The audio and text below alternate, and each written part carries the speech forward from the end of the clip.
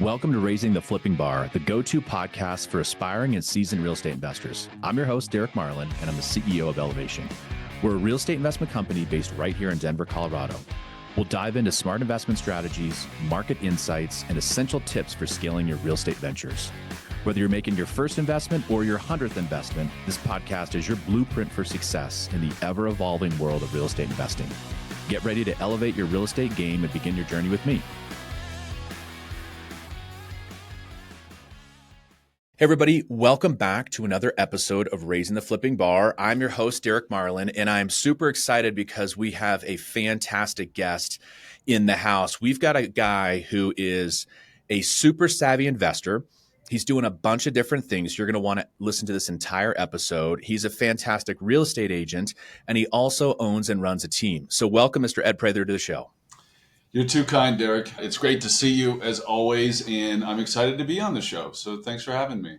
Absolutely. Well, we're going to dive right in. And the way that I always like to say this is these podcasts typically, can get, as my kids say, a little businessy. So I like to start it with a little lightheartedness and a little bit of fun. So Sure. I would love for you to give our audience some sort of fun fact, random fact, something crazy that people, when they listen to this, they go, I would never have thought that regarding Ed Prather. Give us a fun fact. For anybody, especially who we spend time with these days, it would seem quite, contrary to the fact that I skied on the freestyle team at CU.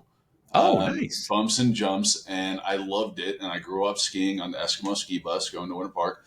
And if you talk to me in the last 5 years, I am so anti-skiing. It's incredible. And I hate to say that. It's just, the dynamic, I think, has changed.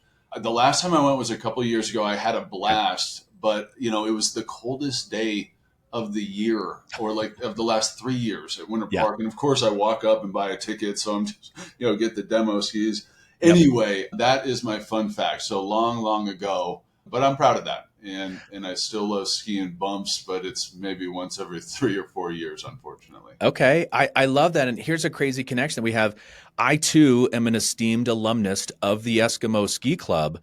Not a lot of people know what that is. And so the cool thing is, it's funny. I'm going to say this out loud really quick, obviously, because I feel like even though I try not to be a helicopter parent, and I think a lot of people don't, I was there in the 80s, and you would essentially get dropped off, at back in the day at South Glen Mall. Mm-hmm. And then you would be with your friends. You would go up and you would ski. You're supposed on this huge bus, right? Like without your parents. Yes, without your parents, no cell phones, no nothing.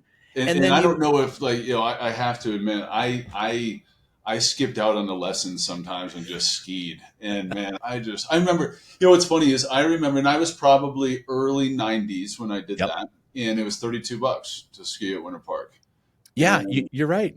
Vastly different now. It totally is. It's funny. Okay, I'm with you though. For the first year, I'm one of 4 boys. We all skipped the lessons.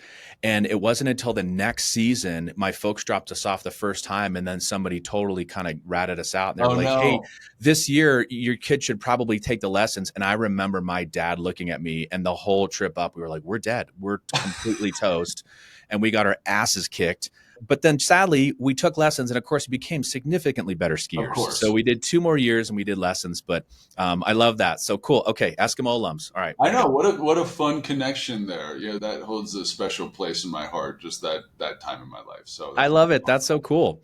So we're going to dive into real estate. What I'd like to know is I'd like to hear a little bit about more in general about your investment journey, because you're a savvy guy and you're doing a bunch of different things.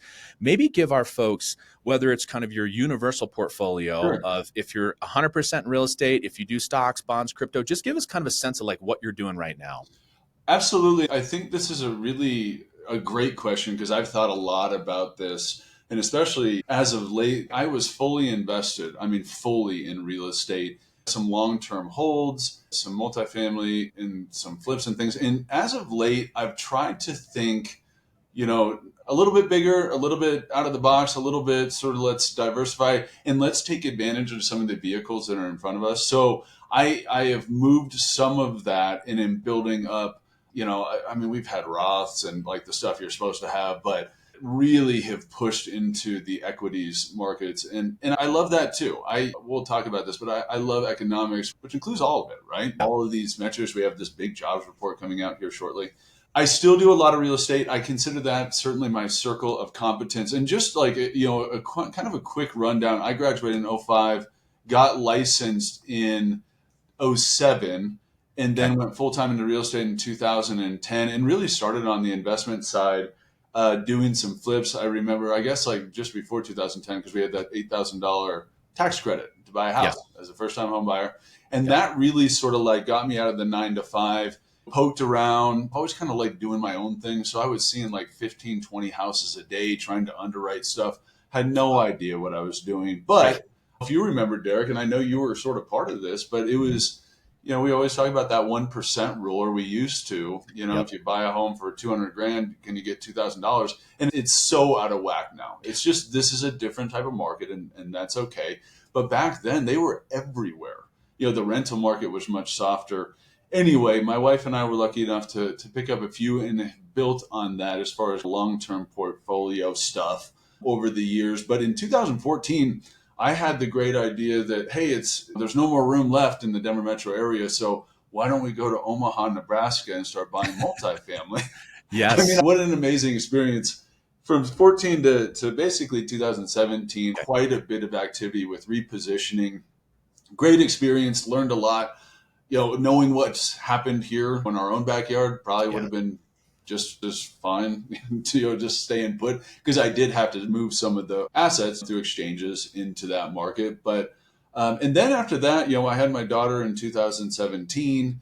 Okay. Had been doing some stuff in Oklahoma City, mostly single family homes, and kind of realized like, hey, I need to get a home base here, and I want to be around, and I don't want to like have my career all speculation. And by this time, people know I'm a broker. I've done some Yeah. friends and family, but then I got coached at like the highest level I could afford, and really focused on brokerage and building that business. And then in Okay. 2019, we launched the team, and kind of coinciding with, I'm like you, Derek. I like doing deals.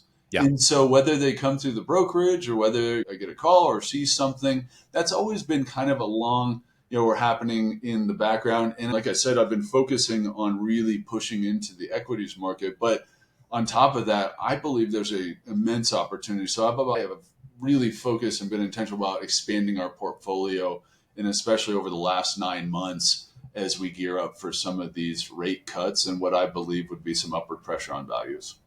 Yeah, you're right. Offline, you and I had talked about your experience investing out of state. We invested in Cincinnati. Yeah. Have you run the numbers on, had you just kept what you had in Denver, or did you go straight into the other market and you didn't have to sell or liquidate in Denver versus just staying here the whole time and riding that equity kind of wave over a 10-year period? At this point, I could do it. I love spreadsheets. I'm a finance major. Back then, I was just like, oh, well, let's do it. Yeah. I can get a 10 cap. And the idea that we're going to enter a market, and I was late to Cincinnati. I mean, I like took 8 trips to Cincinnati and wanted Yeah. to do it, but I was just a little late. But, I think your timing was good. And there was this time in the market with multifamily and otherwise where you could like fall into deals Yeah. because there was a lot of fear. But the idea that we're going to enter another market and be effective when you have competence amongst local investors, I mean, we took our licks. Overall, certainly positive, a Mhm. good experience. And I had 1031 to not many, a few properties. I remember the first one I did was like a townhouse in Aurora Yeah. into a 12-plex Nice. for $340,000 in Omaha. And the big lesson there is you get what you pay for.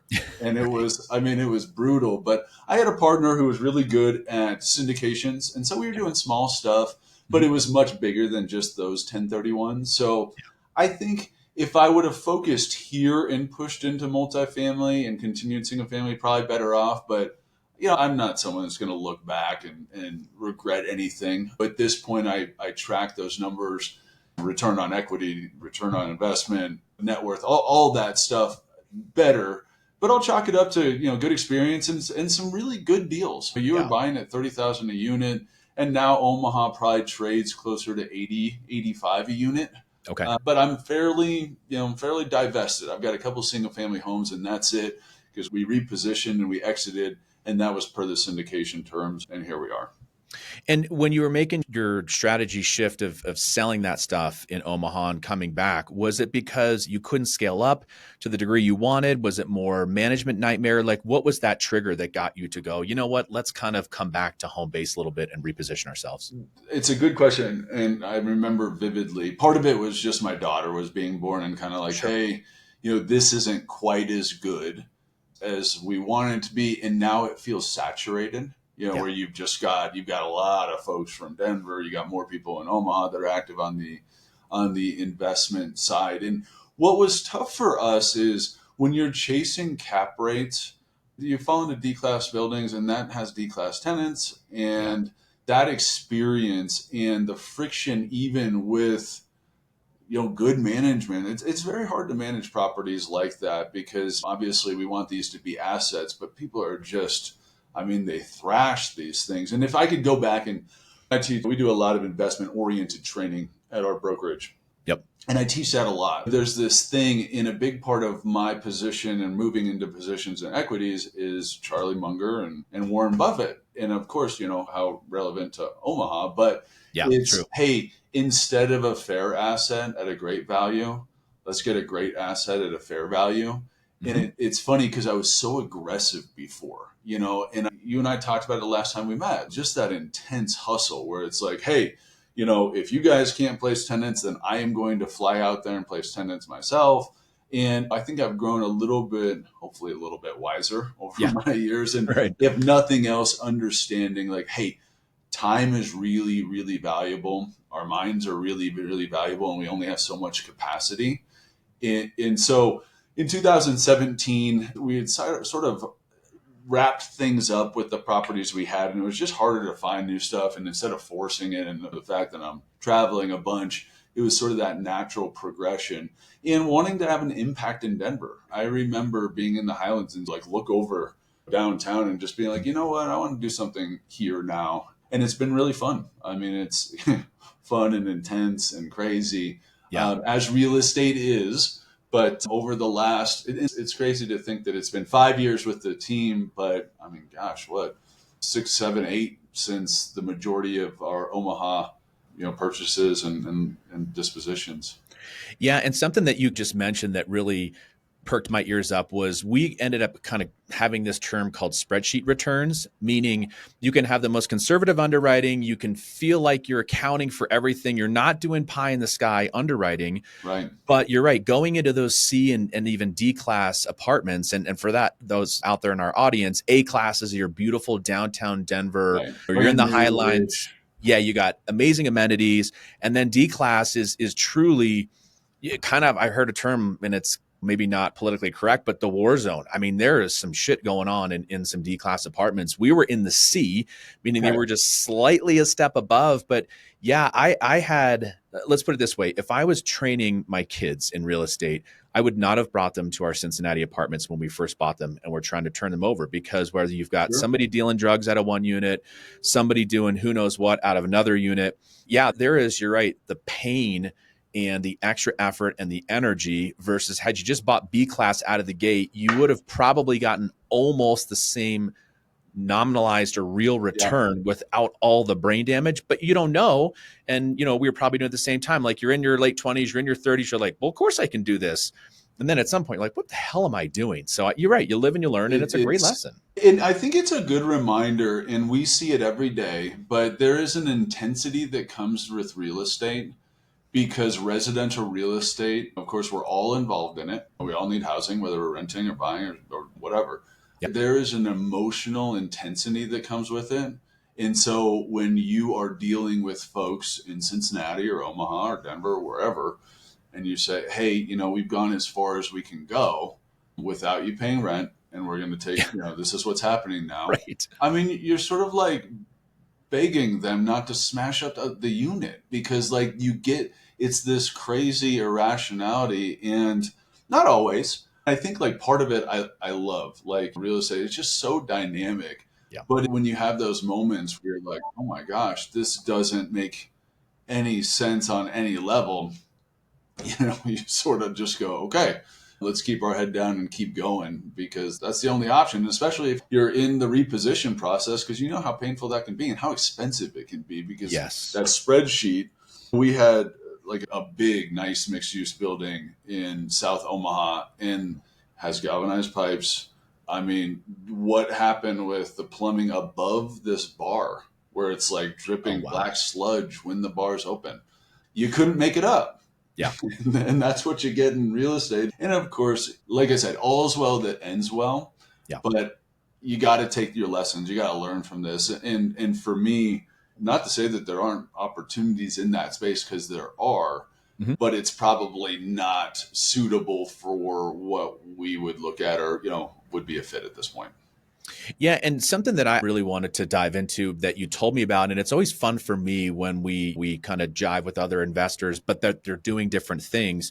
Talk a little bit about what you guys are doing in, I'm going to call it, and please do kind of correct me, whether it's luxury airport parking or luxury hangar parking. Sure. I've got, the 30,000 foot overview, but really give our audience an idea of kind of what you're doing now and how you got into that, because that's super interesting. And we've never had anybody talk about that on the podcast. I appreciate you bringing it up. It's not luxury, and Okay. I'm not just saying that because we see these big bunkers and hangars for like the toys, right? The Yeah. RV Okay. with the couch and the football. It's sweet. Like those are really cool. Yeah. This is on airport, so we look at a long term, like a 20-year lease from the airport. Okay. We look for smaller airports because it's very difficult to deal with the bigger airport. There's just like many, many, many layers. But Yeah. imagine you've got a second home in Moab. You live Okay. in Colorado, you live in Salt Lake City, wherever it might be. Mhm. And it just so happens that like the Canyonlands airport in Moab is about 16 miles outside of town. Mhm. And so what we've done is we've leased some land and we're in our second phase now, but adjacent to the terminal. So certainly walkable. Okay. And I'll just make this caveat. Once you involve a shuttle, it gets very difficult. But walkable, and you've got basically a 12 by 25 unit in a 9 foot door that's roll up. I mean, you have your padlock, you roll it up, and maybe you have a Tahoe in there. Maybe you've got all sorts of toys as far as stuff that you're using and running around with, like razors and all those four wheelers and stuff in Okay. Moab. But our first phase there was 17 units. We're getting ready to build 19 more. And the idea is it's not just second homeowners, but there's a lot of folks that don't want their car in long-term parking getting beat up, getting all the dust and everything. Yeah. So we started Moab in 2009 was the first phase. This will be the Wow. second phase. And quite frankly, this is my dad and I that do it. Cool. I've been aware of it and sort of educated on it, but in just the last couple of years, I've been much more active. So the first project was at DIA. That would never happen at this point because it's just so big. Yeah. There is a shuttle service there and it works really, really well. It's the DIA employee shuttle that we've been able to work with. We have 62 units there. We have 11 at Centennial, Cool. 17 in Moab. It's an interesting thing because when you're looking at a long-term land lease with the airport, you're never going to buy land and there's never going to be land available close enough where you would buy it and then walk, private land. Right. So it's really a very, very niche thing. And it's a pure, if you can imagine this, there's no sale. Hmm. Okay. So something to consider here, you build the units for say 12 or 13,000, you rent them out for 200, 225. There's no toilet, there's no bed, which I love, I gotta Yep. say. And what we have found is, especially like regionally, right now we're looking a little bit at Rifle. We have Roswell in our pipeline. We have Laughlin, Nevada in our pipeline. But there's need for this. And especially, I mean, gosh, regionally, we know what we get with snow and stuff. And people just don't want their cars sitting out there. And especially, as you can imagine, if these are second homeowners, and many times they're affluent. And so, $200 a month is sort of a drop in the bucket. And really, what our job is moving these things forward in our pipeline, obviously bringing them to fruition with construction and everything else. But each airport's different with an airport board, an airport, many times an advisory board and an airport director. So I have to say it's been really fun because it's very different than Yeah. residential real estate. I've always been intrigued by the commercial world. And the idea is if you've got a 20-year lease, It works. There's Yep. no sale at the end, but it works. I mean, if you put it, if you kind of force it into an IRR calculation, it'd be okay. And what we're looking for is sort of the mid to high teens, if not 20. And the idea, though, is you're working and providing an amenity to the airport users, so there's really no reason that they wouldn't renew with you. And once they renew, then that return gets even better, as you can imagine. So, we're going to take a quick break and tell you about the next Elevation Academy. If you're looking to dive deep into real estate investing, this is definitely the event for you. Our academy features over a 100-step process to help you navigate every single thing from market analysis all the way down to every aspect of project management. So, this is tailored for both beginners and seasoned investors. And our one-day intensive training will equip you with the strategies and insights needed to elevate your real estate investing game. Spots are definitely limited, so click on the link below in the show notes to sign up and transform your approach to real estate investment. Okay, let's get back to the episode. Well, and that's perfect because you answered. I was going to ask about return, so that's awesome.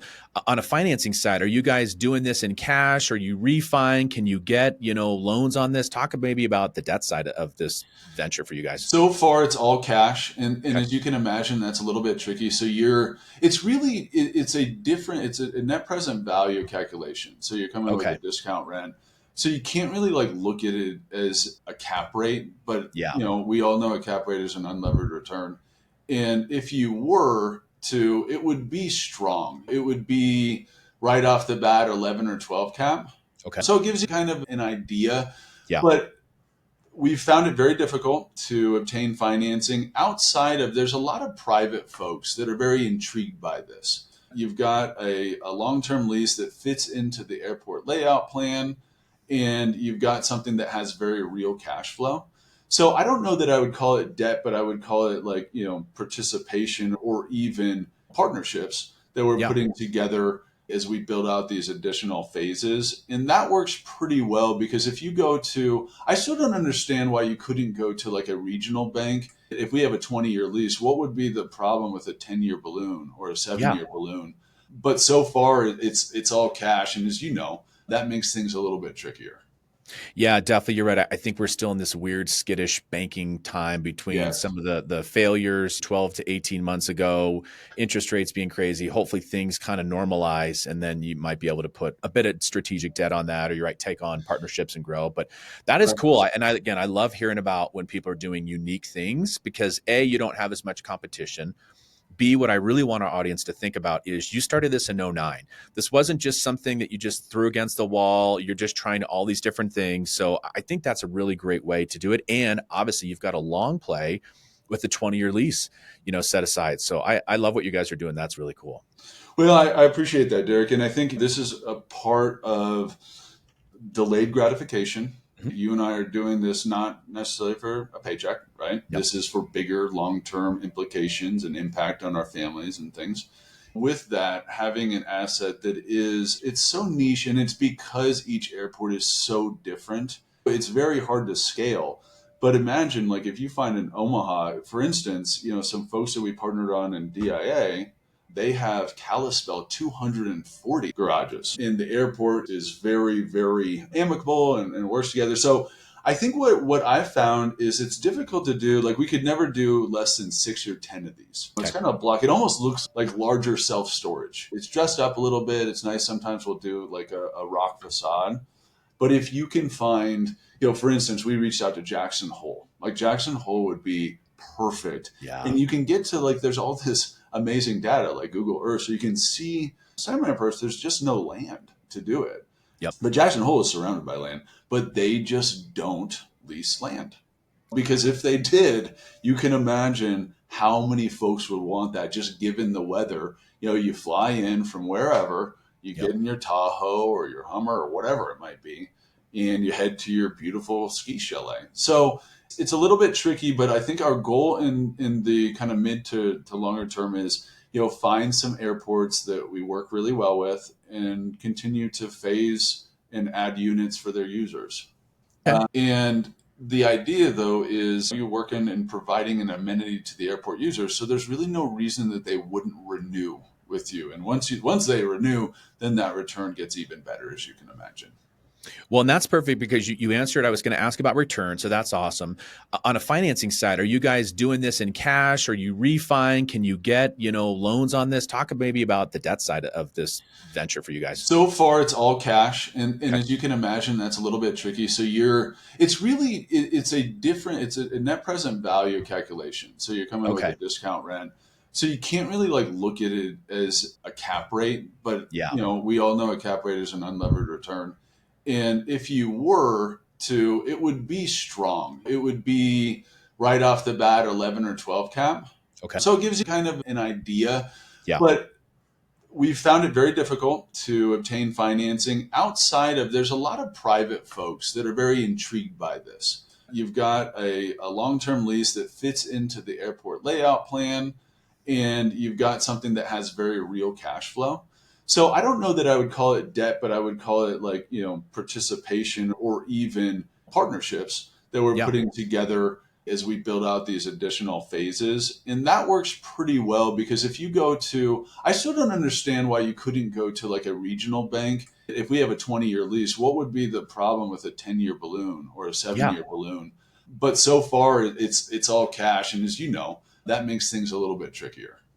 Yeah, definitely. You're right. I think we're still in this weird skittish banking time between Yes. some of the failures 12 to 18 months ago, interest rates being crazy. Hopefully things kind of normalize and then you might be able to put a bit of strategic debt on that or you might take on partnerships and grow. But that is cool. Again, I love hearing about when people are doing unique things because A, you don't have as much competition. B, what I really want our audience to think about is you started this in '09. This wasn't just something that you just threw against the wall. You're just trying all these different things. So I think that's a really great way to do it. And obviously, you've got a long play with the 20-year lease, set aside. So I love what you guys are doing. That's really cool. Well, I appreciate that, Derek. And I think this is a part of delayed gratification. Mhm. You and I are doing this not necessarily for a paycheck, right? Yep. This is for bigger long term implications and impact on our families and things. With that, having an asset that it's so niche and it's because each airport is so different, it's very hard to scale. But imagine, like, if you find in Omaha, for instance, some folks that we partnered on in DIA, they have Kalispell 240 garages. And the airport is very, very amicable and works together. So I think what I've found is it's difficult to do. Like we could never do less than 6 or 10 of these. It's Okay. kind of a block. It almost looks like larger self storage. It's dressed up a little bit. It's nice. Sometimes we'll do like a rock facade. But if you can find, for instance, we reached out to Jackson Hole. Like Jackson Hole would be perfect. Yeah. And you can get to like, there's all this amazing data like Google Earth. So you can see semi-perps, there's just no land to do it. Yep. But Jackson Hole is surrounded by land, but they just don't lease land. Because if they did, you can imagine how many folks would want that just given the weather. You fly in from wherever, you Yep. get in your Tahoe or your Hummer or whatever it might be, and you head to your beautiful ski chalet. So it's a little bit tricky, but I think our goal in the kind of mid to longer term is, find some airports that we work really well with and continue to phase and add units for their users. And are you doing any other LP type of investing or limited partner type of investing? I know you and I have talked about that and you hit that phase in life where you have, I feel like early on we always have more time than we have money. And then slowly, hopefully we tip that and we have more money than we have time. And so how do we Yeah. want to buy that back? You doing any LP investing or other stuff right I, now? I am. And it's funny because early on I thought I would never do it. I don't know that I like thought that we would have the ability to do it for some reason.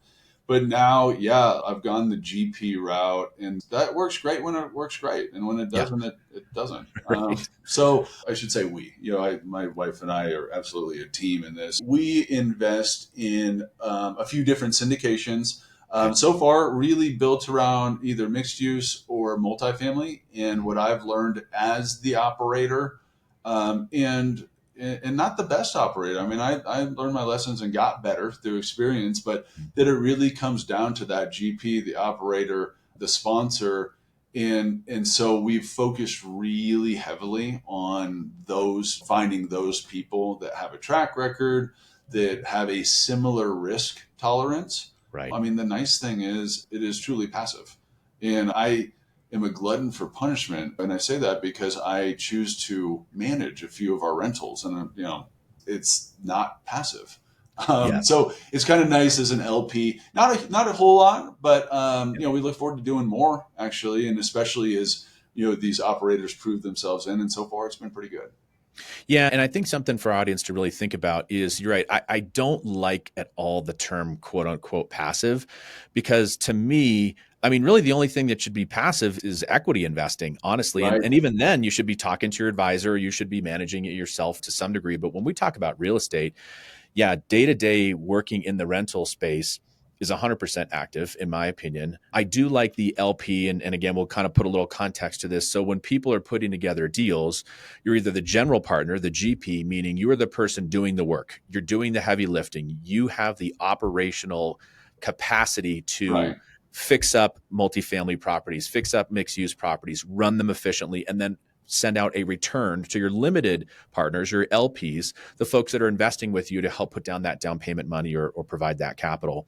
And so I do think it's an interesting part of people's lives and transition of, again, time versus money. But I think I don't know if you've heard horror stories. I've heard a few that obviously the market has, I don't want to say exposed, but made it a big challenge for a lot of people. And when people are doing multifamily syndications and everything's going great, and nobody thought debt would skyrocket at the rates that it is, Oh, when these payments are coming due, I do think there's a reckoning to be, kind of on the horizon. So I don't know if you've either run into that or heard about that, but it's something I do want our audience to think about. It's not just the perfect, like, great, I give you 100 grand, you're oh, great at running these apartments, and then you pay me my 12%, we sell it, and then I make 30% and on an IRR basis. Like, there's some shit that can go on. you hear about the wins, right?